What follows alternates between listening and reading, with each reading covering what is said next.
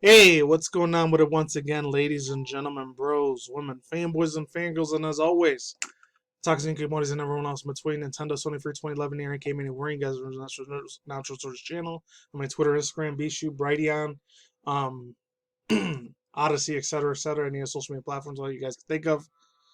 Today I'm gonna be talking about a little bit of stuff. Both of these are over a week old. It said 5 hours ago for this one. I don't know why I didn't say that before, and I don't know why I put in the screen thing first. Usually I don't do that, but anyways, since I was at the time, I still am to a certain extent, even though granted business wise, I don't agree with the certain business policy practices Nintendo does sometimes. But yeah, other times as a '90s, early 2000s kid back in the day, and then teenager at the time, mid late 2000s to early 2010s. Unfortunately, fortunately, actually, there was so many beautiful under Nintendo and Sony games I used to play so much back in the day. It was ridiculous. I was also kind of a hardcore otaku slash introvert, big time, especially when I was in middle school and high school.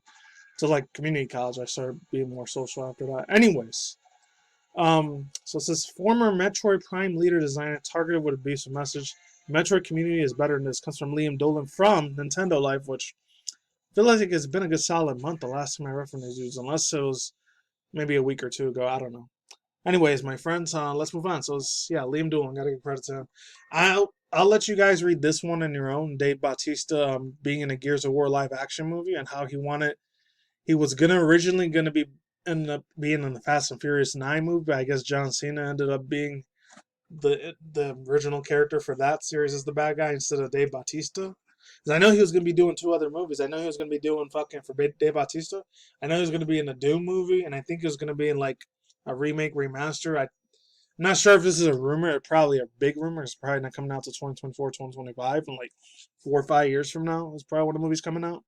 The next Mummy series. That's probably a fucking rumor though, more than likely. But yeah, he's gonna be in Gears of War live action movie that they're gonna be. I didn't even know Gears of War movie was gonna be a thing. So it's pretty wild. So let's get the first article started. So it says earlier this week, Michael Weekon, hopefully I'm saying that right, Weekon, a former leader designer of Metroid Prime games, revealed on Facebook why he's didn't think a Switch freaking Pro itself, port to the Metroid Prime trilogy was likely to happen. In short, he doubts he'll be released as Retro Studios no longer this is quote functional editorial or editor tools to work with the Metroid Prime codebase unquote. As a result, everything would have been quote brute force hardcore. Metroid Prime 3 alone would apparently be a quote Herculean effort unquote. Sadly, Wekons however you say his name, appears to have upset some of the people within the Metroid community, and former Retro Studios developers now apparently being targeted with abusive messages. This information was shared by Metroid fans. As quote, we have been informed that the developer mentioned he has been targeted with abusive messages directly as of his personal account on social media. The Metroid community is better than this. Please be kind, unquote. As highlighted as being much more reasonable for fans online, Wakan never actually Wakan never actually said that a trilogy release will happen. He just said that he was, quote, pretty skeptical, unquote, believes that he was likely required to have a lot of hard work and making it happen in the beginning, especially of their game. These latest comments about the Metroid Prime trilogy follows on 4 years of rumors, Switch listings on retailer websites, and insider predictions. Back in 2019, Emir Khan was the Game Informer's time at the time. I could fucking talk right. Said that the trilogy collection for Switch has been, quote, long done, and then Nintendo was just waiting for the right moment. The fact Michael Weekon was a former lead designer in all 3 Metroid Prime games, no matter how long ago it was, means that his comments are definitely worth taking into consideration. So yes, overall thoughts, and opinions. It's a damn shame this dude's getting abusive messages, so they probably mean like death threats and shit like that. That's probably what they're talking about, and they didn't want this man to get targeted with abusive messages as he's claiming that this is happening, and it sucks if it is. To be honest with you, it's a little fucking sad, honestly. So this man, I wonder if he had any like help in making Metroid Prime Other M, even though that was from Square Enix instead of Nintendo. But it is what it is. So other than that, overall thoughts, views, and opinions is extremely sad that this is real. If it's fake, just to get a publicity stunt out of him, it's kind of a damn shame. But at the same time, I really hope it's not a. Truly, truly hope this isn't where gamers are going. It's probably, unfortunately, another sign of the times. Very, very big sad sign of the times. I was just playing Star Wars Mandalorian, a little bit of Metroid Prime, Metroid Fusion music in the background. I'm playing it again because absolutely love the absolute bejesus out of that thing, to be honest with you. Let me get a sip of water real quick. This one's pretty big. Speaking of Lucasfilm Star Wars, Lucasfilm's reportedly changing Star Wars: A Bad Batch to address the whitewashing backlash. This comes from Jonathan Wright 1 week earlier, but it did say 5 hours ago, so I guess there's some extra updated information on this. When we got this cover, I'll leave the link in description box down below if you guys want to check it out yourself. I'm only going to read the first half. The second half, you guys can read it in your own personal time, which is down there if any of you guys want to check it out. And you can tell the difference. They really did whitewash the dude, man. It's kind of fucked up, to be honest. But again, it is what it is. I've seen this pro BL plus M and Fardas and this whole like SJW cancel culture times we're living in right now, and censorship is going way, way out of control, especially when it comes to internet shit, in my personal opinion. But let's continue. So it says, yeah, from we got this covered. The reception of Star Wars: The Bad Batch has so far been overwhelmingly positive, though there are quite a few people who've pointed out that the series animators may have changed the skin tone for Camelonian clones. This year, May the 4th, which was last week, also known as Star Wars Day, saw the premiere of Dave Filoni's much anticipated Star Wars sequel, Star Wars: The Clone Wars, featuring the return of the Bad Batch rogue squad of genetically defective clones who has served as a Grand Army's elite vanguard in the fight against separatists. A group that consists of 4 members. There we go. Hunter the leader, Tech the analyst, Crosshair the sniper, and Wrecker the muscle, along with Echo, who had formerly joined the team in the final season preceding series after realizing that he has no place among normal clone troopers.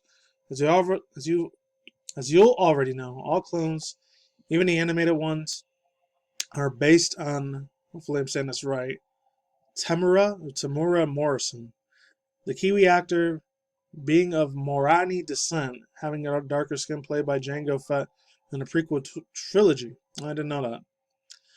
I remember hearing about Jango Fett, though. I think he was like the bounty hunter dude that he's supposed to destroy Jedi's, I think. I don't know. Well, let's move on. And whose likeliness essentially every clone was born. But now some fans have realized the clone skin is much lighter in the Bad Batch, which with many even goes so far as to say to accuse Lucasfilm of, quote, whitewashing. Oh my god. I'm not sure if the cancel culture SJW people are saying this, or it's just regular people in general that are actually coming to terms with this thing. I don't know if it's real or fake. It is what it is, though. But other than that, let me read the second real thing, quick sentences here. As you can see below, the issues are not restricted to just clones either. Even the young Caleb Doom as Canis Jurius, hopefully I'm saying that right, Canan Juris, suffers from some sort of the altercation.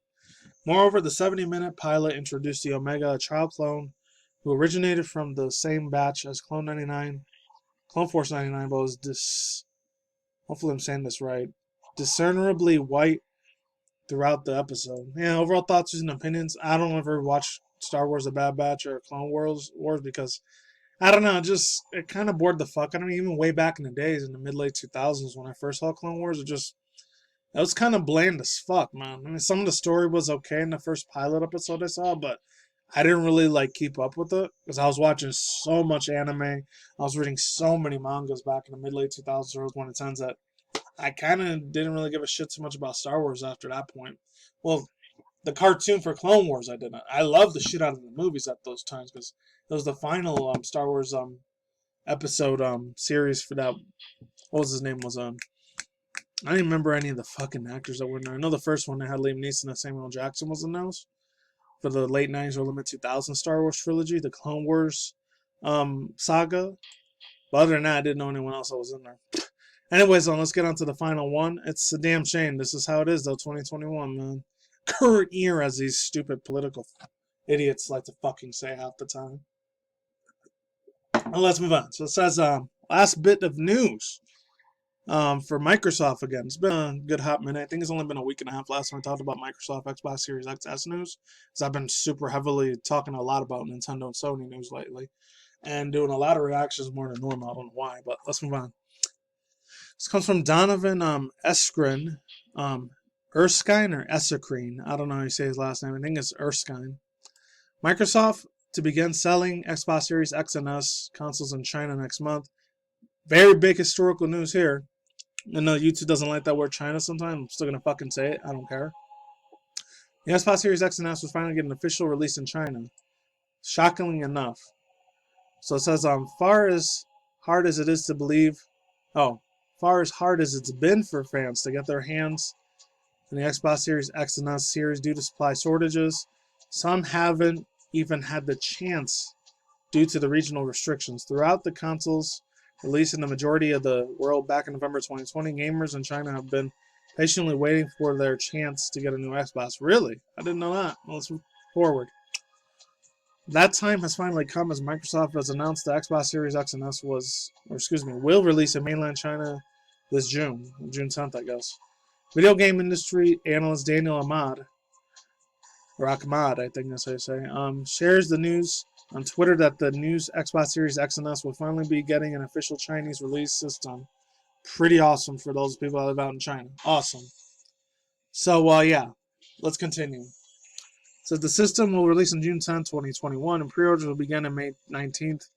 The Series X will remain at RMB 3,899, and the Series S will be priced at RMB 2,399 Chinese dollars, I guess. I don't know. Yens. Oh, that's what it is.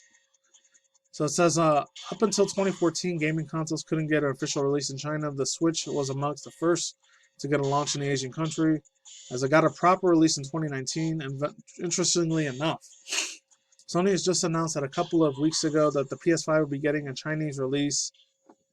Oh, wow. This May. I didn't know that. Cool. It will interesting to see how the consoles perform, especially when you can consider the differences in the software compared with the Western releases. After half a year of waiting, fans in China will be able to get their hands on the Xbox Series X and the Series S consoles will launch on June 10th. Ironically enough, they may still be hard to come by thanks to continued shortages. For more on Xbox family systems, stick with us here at Shine News. Overall thoughts, views, and opinions, bro. Like I said, pretty historical thing. I thought they would have been, like, not even the original Xbox 360 and Xbox One was in China, bro. Wow. I mean, I'm not, honestly, I shouldn't really be surprised or shocked or be, this should be brand new, amazing news for me, because obviously, if any of you fools like, no, very sure now China is, fortunately, extremely, ultra, super realistic censorship to the fucking max out there. Plus, I got a lot of communism, Marxism bullshit that they do out there, so I really shouldn't be surprised about this shit at all. Especially all the horror stories I heard that come out of China, and they're only allowed to use Bilibili. They can't use shit like YouTube, Facebook, Twitter, Instagram, TikTok. Actually, I think they could use TikTok over there, but it is what it is. That's all the Chinese gamers out there are going to be able to play Xbox Series X and S games. That's awesome news for them. All guys, here for now, out of here. Links to the description box down below. Cartel and sign. I'm done. Peace out once again, ladies and gentlemen, bros, women, fanboys, and fangirls, and as always, otakus, Nikki, Komoris. I will see when I see you guys today. Have a good night wherever you're in the universe out there. Stay tuned more for channel, including video game industry news, anime manga news, internet news, video reaction review segments. And as always, Twitch is huge drama news and any other internet crazy news that goes on in the world. And that's it. Peace out. I'm Sauerkraut, ladies and gentlemen. See you up to beautiful and side. Take it easy. Stay safe.